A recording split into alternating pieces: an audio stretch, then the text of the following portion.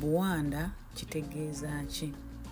Kika kya muti, kyalo mu mawokota, kinyonyi. Londako.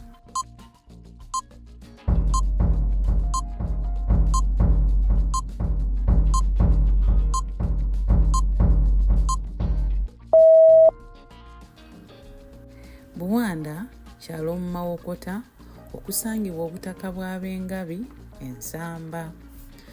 Nsamba e Buwanda ye mutaka w'ekika kino. Ekinyago kitegeeza ki ku bino wammanga? Enjuki ento, omubbi oba ekiwuka.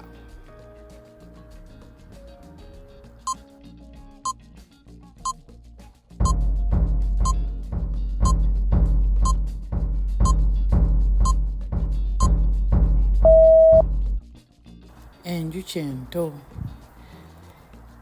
Effumbe liwomerwa nnyo enjuki era gwazirunda olina okwegendereza amafumbe kubanga effumbe nga lyagudde mu njuki omuzinga ligukaliza. Kazunguzungu kitegeeza ki? Londa ku bino: muti, mbega, kisaanyi.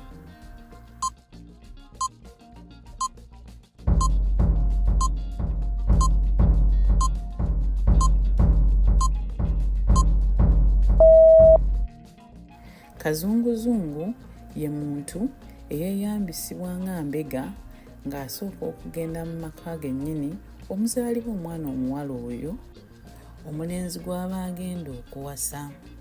Amakulu aga kazunguzungu mu nteekateeka eno kuyambako okuzuula empisa z'omu maka ago gennyini omuwala mwazaalibwa. Kazunguzungu baalondanga ku basajja abo abatamiivu ku kyalo nga mu butuufu tebayinza na kuteebereza kyaliko oba ekimuleese mu maka ago. Obwambulo kitegeeza ki?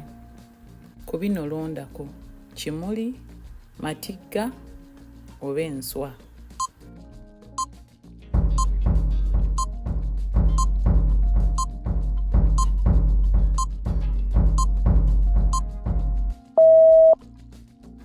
Enswa. Obwambulo kitegeeza enswa eziteekeddwa mu kibbo nga zigenda okuggyibwako ebyoya byazo. Ekikolwa kino eky'okuggyako ebyoya ku nswa kiyitibwa okukuyeeya era tukozesa endagala oba essaaniiko. Akaleere kitegeeza ki? Ku bino wammanga londako. Kiyinza okuba kitegeeza ennyumba y'embwa, obuliri bw'emmese oba obuziina.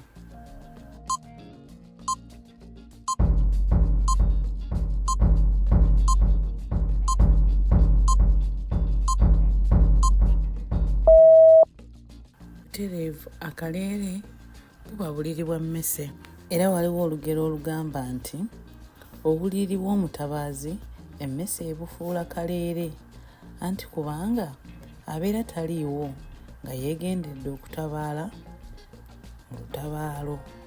Omulenganjuba kitegeeza ki? Essaawa, akatiko, olubiri. Londako.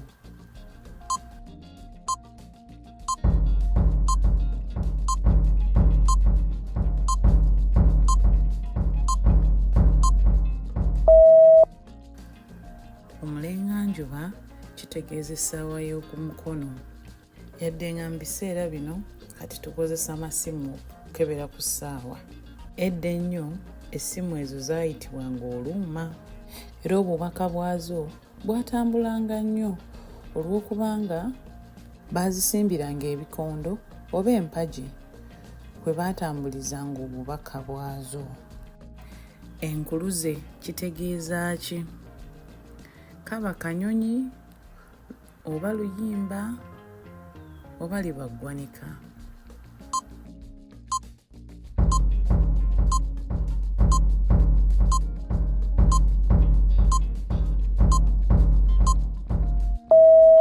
Enkuluze ly'eggwanika eryaterekanga omusolo gwa Kabaka ogwasoloozebwanga okuva mu byalo byonna ebya Ssaabasajja okwetooloola amasaza gonna.